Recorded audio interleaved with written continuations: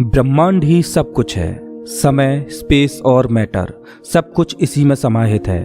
हमारी पृथ्वी इस ब्रह्मांड में चट्टान का घूमता हुआ एक कण भर है, जो हमारी मिल्की वे गैलेक्सी में मौजूद 200 अरब तारों में से एक का चक्कर काट रही है। ये विशाल संरचना 90 अरब प्रकाश वर्ष की दूरी में फैले आकाश गंगाओं के सागर में सिर्फ एक बूंद के समान है। ये हमारा घर है, हमारी पृथ्वी, सुख सुविधाओं से भरपूर एक आरामदायक ग्रह। एक बार रोजमर्रा के कामों को छोड़ आसमान को देखिए, क्या दिखाई देता है। आसमान में फैली एक विशाल काली चादर में टिमटिमाते हुए तारे कितने खूबसूरत लग रहे हैं। रात में हम जिन तारों को देख पाते हैं वो सब हमारी मिल्की वे गैलेक्सी के एक छोटे से पैच के तारे हैं। हमारी गैलेक्सी में हम यहाँ रहते हैं और रात के समय में हमें सिर्फ इस छोटी सी जगह के तारे दिखाई देते हैं।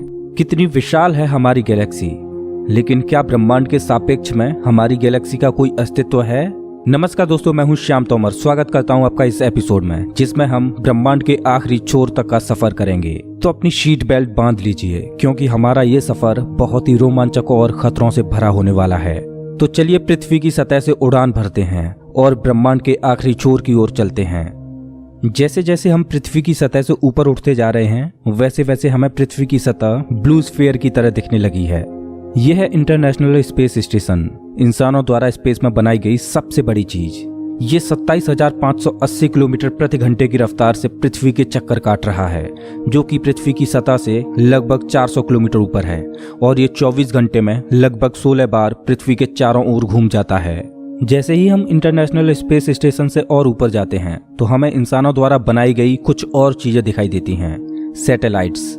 अंतरिक्ष में इंसानों द्वारा भेजी गई हजारों सैटेलाइट्स पृथ्वी का चक्कर काट रही हैं। सैटेलाइट्स का अंतरिक्ष में एक जाल सा बिछा हुआ है। चलिए और ऊपर चलते हैं। इतने ऊपर से पृथ्वी का नजारा तो देखिए, कितना खूबसूरत लग रहा है हमारा ये नीला ग्रह। हम पहुंच चुके हैं चांद के पास।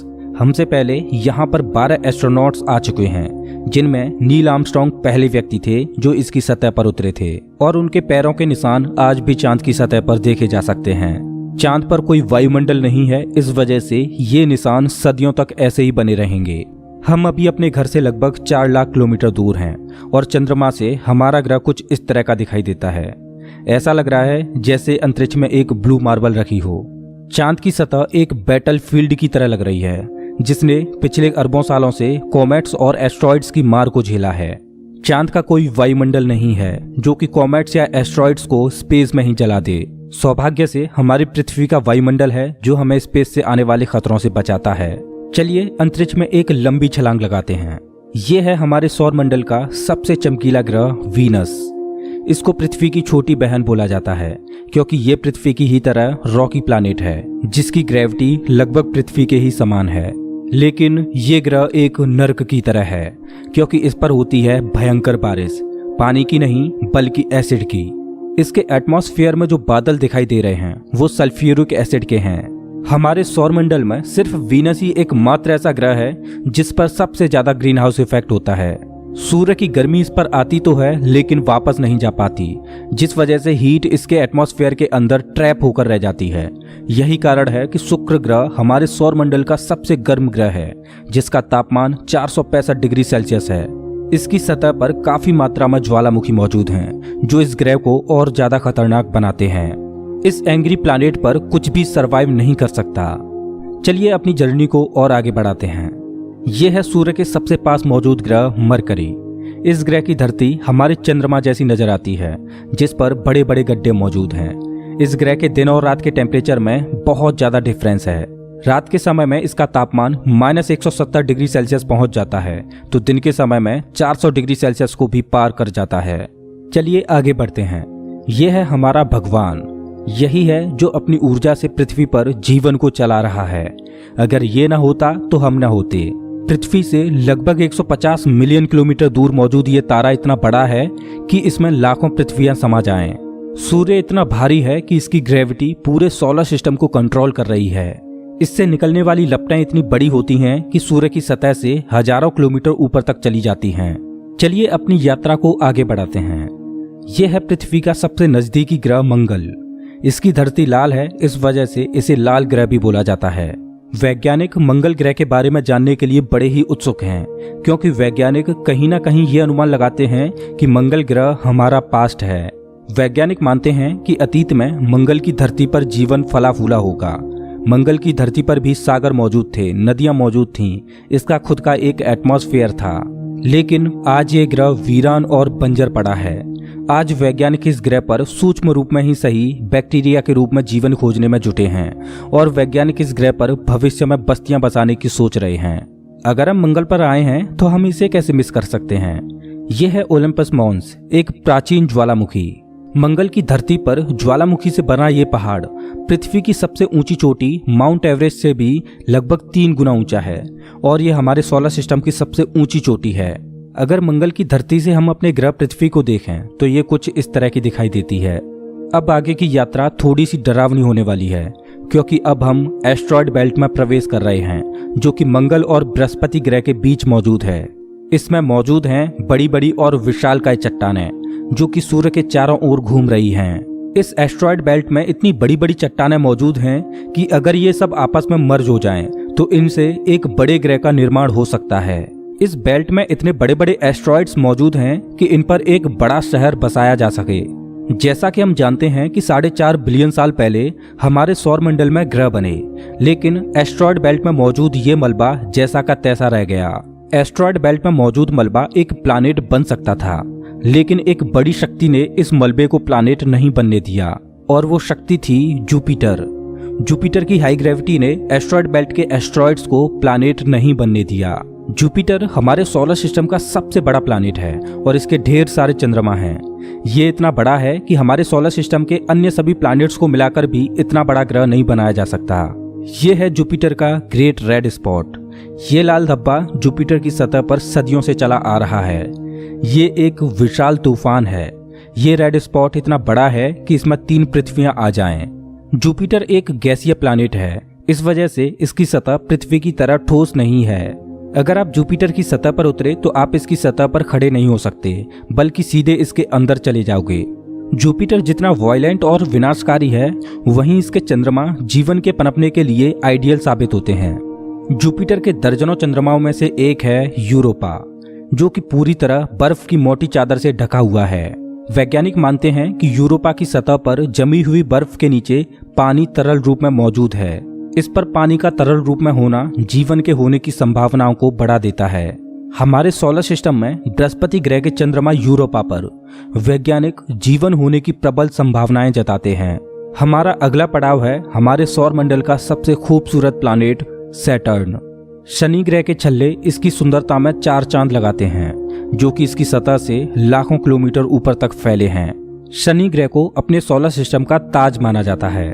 ये है शनि ग्रह का एक चंद्रमा टाइटन। इसका खुद का एक एटमॉस्फेयर है, इस पर हवा है, बारिश होती है, यहाँ तक कि इस पर ऋतुएं भी बदलती हैं। इस पर नदियाँ और सागर मौजूद हैं। ये चंद्रमा देखने में लगभग पृथ्वी की ही तरह है, लेकिन इस पर जो नदियाँ और सागर हैं वो पानी के नहीं बल्कि लिक्विड नेचुरल गैस के हैं। अगर हम किसी भी तरह इस नेचुरल गैस को पृथ्वी पर ला पाएं तो ये इतनी ज्यादा है कि हजारों सालों तक ये हमारे शहरों को रोशन कर सकती है। वैज्ञानिक अनुमान लगाते हैं कि अरबों साल बाद जब सूर्य गर्माने लगेगा और एक रेड जाइंट बन जाएगा, तब टाइटन हैबिटेबल जोन में होगा। उस समय टाइटन पर पृथ्वी जैसी परिस्थितियां मौजूद होंगी। इस वजह से वैज्ञानिक टाइटन को भविष्य की पृथ्वी मानते हैं। अभी हम अपने घर से इतने दूर आ चुके हैं कि यहाँ से हमारी पृथ्वी एक डॉट की तरह दिखाई देती है। अब जैसे जैसे हम अंतरिक्ष की गहराई में और आगे बढ़ते जाएंगे, वैसे वैसे पृथ्वी हमारी आंखों से ओझल होती जाएगी। हमारा अगला पड़ाव है यूरेनस। प्राचीन समय में यूरेनस और नेपच्यून के बारे में कोई भी जानकारी नहीं थी, जब तक कि टेलीस्कोप का आविष्कार नहीं हुआ। हमारी सौर व्यवस्था का सबसे आखिरी प्लैनेट है नेपच्यून। हमारा सोलर सिस्टम बहुत बहुत बड़ा है, लेकिन नेपच्यून के बाद भी हमारा सोलर सिस्टम खत्म नहीं हो जाता। अपने सोलर सिस्टम की गहराई में हम आगे बढ़ते हैं तो हम पहुंच जाते हैं कुइपर बेल्ट में, जो पिछली एस्ट्रॉयड बेल्ट से 20 गुना चौड़ी और 200 गुना ज्यादा फैली है। ग्रहों की लिस्ट से बेदखल किया जाने वाला प्लूटो भी इसी कुइपर बेल्ट का सदस्य है। कुइपर बेल्ट में एस्ट्रॉयड बेल्ट से भी ज्यादा बड़े बड़े ऑब्जेक्ट्स मौजूद हैं, जिनकी खुद की ग्रेविटी की वजह से इनके चंद्रमा भी हैं। चलिए कुइपर बेल्ट को पार करके आगे चलते हैं। हमारी पृथ्वी से 13 बिलियन किलोमीटर दूर ये है सूर्य से सबसे दूर मौजूद ऑब्जेक्ट सेडना। ये एक बौना ग्रह है जो एक ऐसा स्पेस ऑब्जेक्ट है जो सबसे दूर सूर्य की परिक्रमा कर रहा है। इसकी खोज 2003 में हुई थी। ये सूर्य की एक परिक्रमा 10,000 सालों में पूरी कर पाता है। चलिए अब अपने सोलर सिस्टम से बाहर का रुख करते हैं। अभी हम इंटरस्टेलर स्पेस में प्रवेश कर चुके हैं। देखिए अंतरिक्ष की गहराई में ये क्या ट्रेवल कर रहा है। ओह, ये तो वॉयेजर 1 स्पेसक्राफ्ट है। यही तो इकलौता स्पेसक्राफ्ट है जो कि इंसानों द्वारा बनाई गई सबसे दूर मौजूद चीज है। ये पृथ्वी से अब तक 19 अरब किलोमीटर दूर जा चुका है। इस स्पेसक्राफ्ट ने अंतरिक्ष के काफी सवालों से पर्दा उठाया है। ये बंदूक से निकली बुलेट से भी 20 गुना तेज ट्रेवल कर रहा है। चलिए अपनी यात्रा को और आगे बढ़ाते हैं। अभी हम अपने सोलर सिस्टम की हदों से इतने दूर आ चुके हैं कि यहाँ से हमारा सूर्य एक आम तारे की तरह दिखाई दे रहा है, लेकिन इतनी दूर से भी इसकी ग्रेविटी को महसूस किया जा सकता है, क्योंकि अरबों की संख्या में यहाँ पर कॉमेट्स को देखा जा सकता है जो सूर्य की ग्रेविटी से बंधे हुए हैं। इन कॉमेट्स में इतना ज्यादा पानी है कि अगर ये सब इकट्ठे हो जाएं, तो ये पृथ्वी से भी ज्यादा बड़े और गहरे सागरों को भर दें। वैज्ञानिक मानते हैं कि पृथ्वी पर ज्यादातर पानी कॉमेट्स के द्वारा ही आया है। पेंसपर्मिया थ्योरी के अनुसार पृथ्वी पर जीवन कॉमेट्स के द्वारा ही धरती पर आया। अंतरिक्ष में तैर रही इन छोटी छोटी बर्फीली चट्टानों में जीवन सूक्ष्म रूप में बैक्टीरिया की फॉर्म में मौजूद हो सकता है। कॉमेट्स का एक विशाल बादल हमारे सौर मंडल को घेरे हुए है, जिसे ऑर्ट क्लाउड बोला जाता है। ऐसा माना जाता है कि ये ऑर्ट क्लाउड हमारे सौर मंडल की ग्रेविटी की आखिरी सीमाओं पर है। इसके बाद सूरज की ग्रेविटी कमजोर पड़ने लगती है, जिस वजह से इसके बाद सूरज का खिंचाव बहुत कम रह जाता है। अब यहाँ से आगे की यात्रा एक अननोन और रहस्यमयी स्पेस में होगी, जहाँ घुप अंधेरा है। यहाँ इतना अंधेरा है कि हम अपनी आंखों से भी कुछ भी नहीं देख पाएंगे। यहाँ देखने के लिए हमें इंफ्रारेड विजन की जरूरत पड़ेगी। हम अपनी पृथ्वी से बहुत बहुत बहुत दूर आ चुके हैं, लेकिन ब्रह्मांड के सापेक्ष में ये हमारा एक मामूली सा स्टेप है। यहाँ से हमें चारों ओर अरबों तारे दिखाई दे रहे हैं, लेकिन अभी हम सबसे नजदीकी तारामंडल की ओर बढ़ रहे हैं। ये है हमारा पड़ोसी सोलर सिस्टम। ये हमसे इतना दूर है कि हमारे सूर्य के प्रकाश को इस तारामंडल तक पहुंचने में 4.3 सालों का वक्त लगता है। इस तारामंडल का नाम है अल्फा सेंटोरी। इस तारामंडल में 3 तारों का समूह है, जिनमें अल्फा सेंटोरी ए और अल्फा सेंटोरी बी तारे आपस में बाइनरी स्टार सिस्टम के तहत जुड़े हुए हैं। इस तारामंडल में प्रॉक्सिमा सेंटोरी बी नामक ग्रह मौजूद है, जो पृथ्वी की ही तरह हैबिटेबल जोन में है और इस ग्रह पर एलियन लाइफ मौजूद हो सकती है। चलिए अपनी यात्रा को आगे बढ़ाते हैं। पृथ्वी से हम 10 प्रकाश वर्ष दूर आ चुके हैं और हमारे सामने ये एक बेबी स्टार है, जिसने अभी अपना जीवन शुरू ही किया है और इस तारामंडल में अभी ग्रहों का जन्म होना बाकी है। हो सकता है कि इस तारामंडल में किसी ऐसे ग्रह का जन्म हो जाए जो हमारी पृथ्वी की ही तरह जीवन को धारण करने योग्य हो, लेकिन अभी इसमें अरबों सालों का वक्त लगेगा। अपनी यात्रा को आगे बढ़ाते हैं। अभी हम पृथ्वी से 20 प्रकाश वर्ष दूर आ चुके हैं और अभी हम ऐसे तारामंडल से होकर गुजर रहे हैं जिसका जन्म हमारे सोलर सिस्टम के साथ ही हुआ था।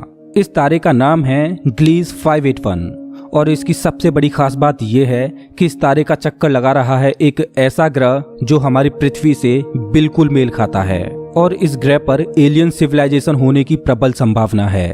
वैसे तो हमारी मिल्की वे गैलेक्सी में अरबों तारे हैं, जिनकी यात्रा करना तो दूर, उनको पूरे जीवन काल में गिनना भी संभव नहीं है।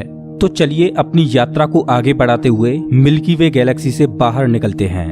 ये है हमारी मिल्की वे गैलेक्सी, जो अरबों तारों का घर है, जिनमें से हमारा सूर्य भी एक है। ये गैलेक्सी इतनी विशाल है कि अगर इसके एक छोर से प्रकाश ट्रेवल करे तो लाइट को भी इसके एक छोर से दूसरे छोर तक पहुंचने में 1,05,700 सालों का समय लगेगा। लेकिन ब्रह्मांड में मौजूद बड़ी बड़ी विशालकाय गैलेक्सियों के सामने हमारी गैलेक्सी कुछ भी नहीं।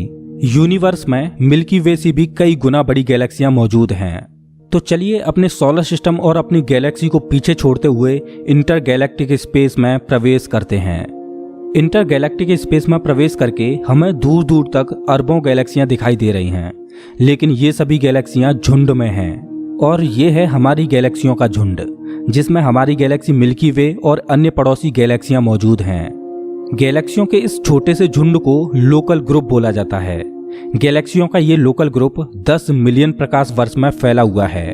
जैसे जैसे हम अपनी यात्रा को आगे बढ़ाते जा रहे हैं वैसे वैसे हमें अन्य गैलेक्सियों के झुंड दिखाई देते जा रहे हैं और उनमें भी हमारे लोकल ग्रुप की तरह गैलेक्सियां मौजूद हैं। गैलेक्सियों के कई लोकल ग्रुप्स को मिलाकर एक सुपर क्लस्टर बनता है। अभी हमारे सामने जो मौजूद है वो है वर्गो सुपर क्लस्टर। इसी वर्गो सुपर क्लस्टर में हमारी गैलेक्सियों का लोकल ग्रुप भी शामिल है और हमारी गैलेक्सियों का लोकल ग्रुप इस छोटे से पैच में है। अभी हम अपने घर से इतने दूर आ चुके हैं कि यहाँ से हम अपने सूर्य को तो छोड़ो, यहाँ तक कि अपनी गैलेक्सी को भी छोड़ो, हमारी गैलेक्सियों का लोकल ग्रुप ही एक छोटे से पैच के समान दिखाई दे रहा है। कितना विशाल है ना वर्गो सुपर क्लस्टर।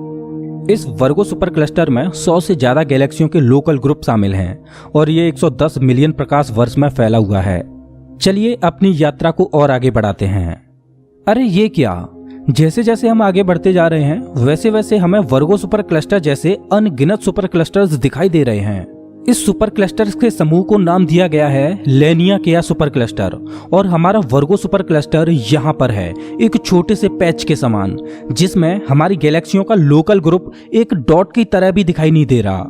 ये लेनिया सुपर क्लस्टर 520 मिलियन प्रकाश वर्ष में फैला हुआ है, जिसमें लाखों वर्गो सुपर क्लस्टर्स जैसे सुपर क्लस्टर्स मौजूद हैं। चलिए अपनी यात्रा को और आगे बढ़ाते हैं।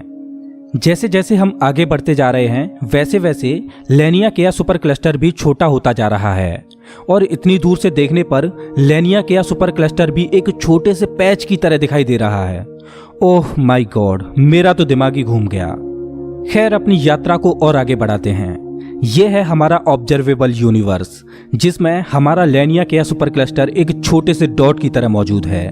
लेकिन क्या यहीं हमारी यात्रा खत्म हो जाती है? क्या इतना ही बड़ा है ब्रह्मांड?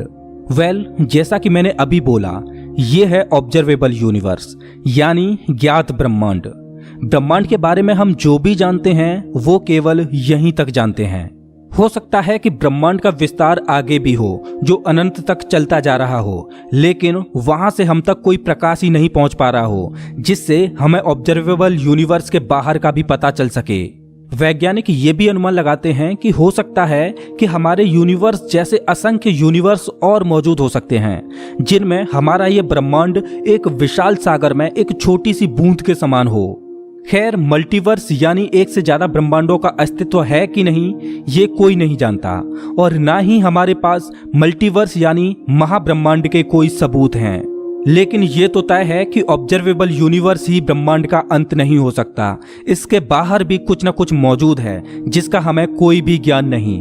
लेकिन वो क्या हो सकता है? हो सकता है कि हमारा ऑब्जर्वेबल यूनिवर्स भी महाब्रह्मांड में एक छोटे से पैच के समान हो। वेल दोस्तों, आपकी ब्रह्मांड के आखिरी छोर तक की यात्रा कैसी रही प्लीज कमेंट बॉक्स में जरूर बताएं। अगर आपको ये वीडियो पसंद आया हो तो इसे लाइक करें और ऐसे ही मजेदार वीडियोज के लिए चैनल को सब्सक्राइब करें, साथ ही बेल आइकॉन दबाएं।